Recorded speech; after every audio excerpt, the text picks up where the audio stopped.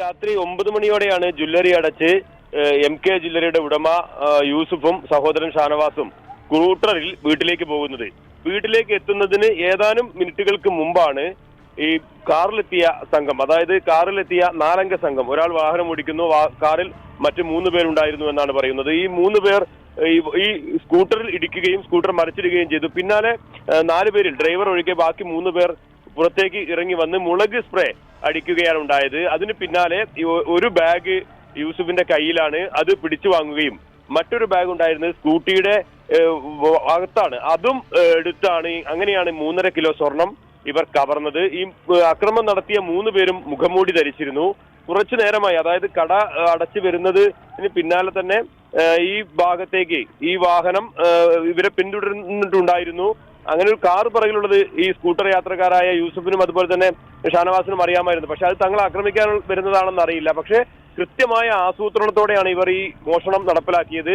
കാരണം ഇവരുടെ കയ്യിലുണ്ടായിരുന്ന ബാഗും സ്കൂട്ടറിനകത്തുണ്ടായിരുന്ന ബാഗും ചെറിയ സമയം കൊണ്ട് തന്നെ ഇവർ കവർന്നെടുത്തു. അതിന് പിന്നാലെ അതിനു മുമ്പ് മുളക് സ്പ്രേ അടിച്ച് അവിടെ ഭീകരാന്തരീക്ഷം ഉണ്ടാക്കി. ഇവരുടെ കയ്യിൽ ആയുധം ഉണ്ടായിരുന്നു, കത്തി ഉണ്ടായിരുന്നു. അതുകൊണ്ട് ഇവരെ കുത്താൻ ശ്രമിച്ചിട്ടുണ്ട്. ചെറിയ രീതിയിലുള്ള ഒരു പോറലേറ്റിട്ടുണ്ട്. പക്ഷെ കാര്യമായ പരിക്കേറ്റിട്ടില്ല. ഏതായാലും ചെറിയ സമയത്തിനുള്ളിൽ തന്നെ, ഞൊടിയുടെ കൊണ്ട് തന്നെ ഈ കവർച്ച പൂർത്തിയാക്കി സംഘം 3 അംഗ സംഘം കാറിൽ കയറി മടങ്ങുകയാണ് ചെയ്തത്.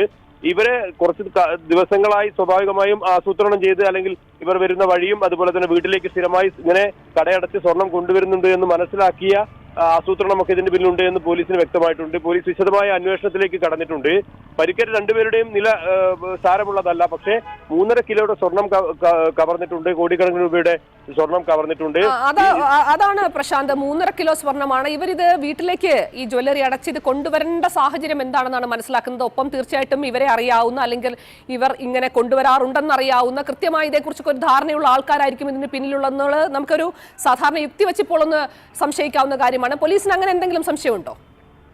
ശരണി, എല്ലാ ദിവസവും ഇവർ കട അടച്ചതിന് ശേഷം സ്വർണ്ണാഭരണങ്ങൾ കടയിൽ വെക്കാറില്ല. സ്വാഭാവികമായി പലയിടത്തും മോഷണവും അതുപോലെ തന്നെ ജ്വല്ലറി പൊളിച്ചൊക്കെ മോഷണവും സ്വർണ്ണത്തിനൊക്കെ വില കൂടുകയും ഒക്കെ ചെയ്ത സാഹചര്യത്തിൽ സഹോദരങ്ങൾ അത് വീട്ടിലാണ് രാത്രി സൂക്ഷിക്കാറ്. അതിനുശേഷം രാവിലെ കടയിലേക്ക് പോകുമ്പോൾ ഈ ബാഗിൽ സ്വർണം കൊണ്ടുപോകും. ഇത് ബാഗിൽ സ്വർണ്ണമുണ്ടെന്ന് അറിയാത്ത വിധത്തിൽ സാധാരണ വസ്ത്രങ്ങളും മറ്റുമൊക്കെ കൊണ്ടുവരുന്നത് പോലെയുള്ള ബാഗാണ്. അതുകൊണ്ട് തന്നെ അത്തരത്തിലൊരു സ്വർണം അതിനകത്ത് ഉണ്ടാകുമെന്ന് പുറത്താരും അറിയില്ല എന്നാണ് ഇവർ ധരിച്ചിരുന്നത്. പക്ഷെ ഇവരുടെ കൃത്യമായി ഇവരെ നിരീക്ഷിക്കുന്ന അവർ തന്നെയാണ്, അല്ലെങ്കിൽ ഇനി ജ്വല്ലറിയുടെ ഇവരുടെ കുറച്ചു കാലമായി ഇതുമായി ബന്ധപ്പെട്ട് നിൽക്കുന്ന ആരെങ്കിലും ഒക്കെ ഈ സഹായിച്ചിട്ടുണ്ടോ എന്നുൾപ്പെടെയുള്ള വിപുലമായ അന്വേഷണത്തിലേക്ക് കടക്കേണ്ടതുണ്ട്.